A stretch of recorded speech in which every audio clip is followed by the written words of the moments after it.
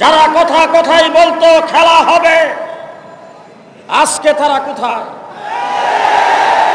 গতকাল নারায়ণগঞ্জে গিয়েছিলাম, খেলোয়াড়কে কোথাও দেখি নাই। তুলারাশি দিয়ে বাজি চালান দিয়েও পাওয়া যাচ্ছে না। সংগ্রামী সাথী ও বন্ধুগণ, পিলখানার আর্মি অফিসারদের হত্যা করে দেশকে কার্যকর রাষ্ট্রে পরিণত করতে চেয়েছে, দাবিদার রাষ্ট্রে পরিণত করতে চেয়েছে। পিলখানার প্রত্যেকটা অফিসারের হত্যা বিচার প্রকাশ্যে করতে হবে। 2013 সালের শাপলা চত্বরে তাজ্জাতরত জিকিররত আলেম ওলামায়ে কেরামের উপরে নির্বিচারে গুলি চালায় যে শেখ হাসিনার নির্দেশে হত্যা করা হয়েছিল, শেখ হাসিনাকে ধরে এনে প্রকাশ্যে ফাঁসির কাস্টে ঝুলাতে হবে। বর্তমান তত্ত্বাবধায়ক সরকারকে ধন্যবাদ জানিয়ে বলতে চাই, জনাব ডক্টর ইউনূস সাহেব, আপনি একজন গুণীজন, আপনি নোবেল পুরস্কার পেয়েছেন, আমরা আপনাকে দিয়ে গর্বিত। আপনাকে নিয়ে ষড়যন্ত্র কম করা হয় নাই, আপনাকে ষড়যন্ত্রমূলক মামলা দিয়ে বিচারের আসনে খাড়া করা হয়েছে। সুতরাং সেগুলি আপনি নিশ্চয়ই ভুলে যান নাই। অনতি বিলম্বে হাসিনা যেখানেই থাকে তাকে বাংলাদেশে এনে ফাঁসির কাস্টে ঝুলিয়ে দেবেন, ফাঁসির কাস্টে ঝুলিয়ে দেবেন। সংগ্রামী সাথী ও বন্ধুগণ, সংগ্রামী সাথী ও বন্ধুগণ,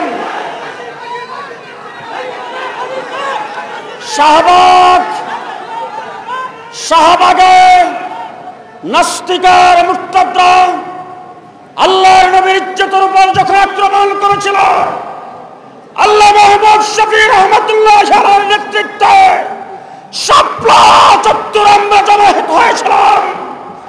আবার দেশ জাতিকে সুরক্ষার জন্য, রাষ্ট্র গঠনের জন্য, ইসলামকে টিকে রাখার জন্য আবার প্রয়োজনে কাফনের কাপড় নিয়ে শাপলা চত্বরে জমায়েত হতে হবে, শাপলা চত্বরে জমায়েত হতে হবে।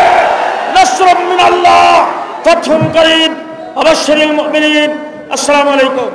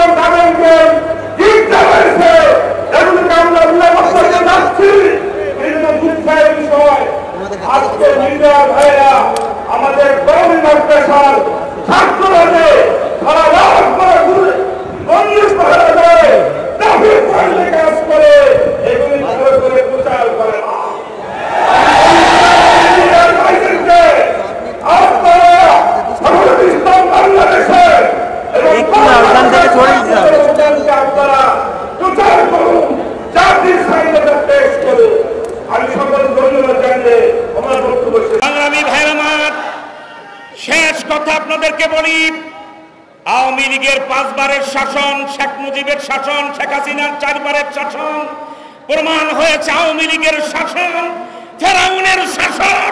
আওয়ামী লীগের রাজনীতি ইয়াজিদের রাজনীতি, আওয়ামী লীগের ধর্ম আবু জেহেলের ধর্ম। তাই বাংলাদেশকে যদি স্বাধীন, সার্বভৌম, মুক্ত রাখতে হয়, শান্ত রাখতে হয়, ভালো রাখতে হয়, আওয়ামী লীগের রাজনীতি নিষিদ্ধ করতে হবে, আওয়ামী লীগকে দল হিসাবে নিষিদ্ধ করতে হবে। এই বলে আমার খোদা হাফেজ। বাংলাদেশ জিন্দাবাদ, হেফাজত ইসলাম জিন্দাবাদ, দেশ ও ইসলাম বিরোধী সকল চক্র নিপাত। সংগ্রামী দেশবাসী, 2013 সালে এই শাপলা চত্বরে কি হয়েছিল আমাদের মনে আছে? আমরা শাপলা চত্বরের সেই শহীদদের তালিকা আমরা এখনো প্রকাশ করি নাই। সেই তালিকা আমাদের হাতে আছে। 2 থেকে 250 আলেম ছাত্রদেরকে হত্যা করা হয়েছিল। এই 24 সালে এদেশের মেধাবী শত শত ছাত্রদেরকে হত্যা করা হয়েছে।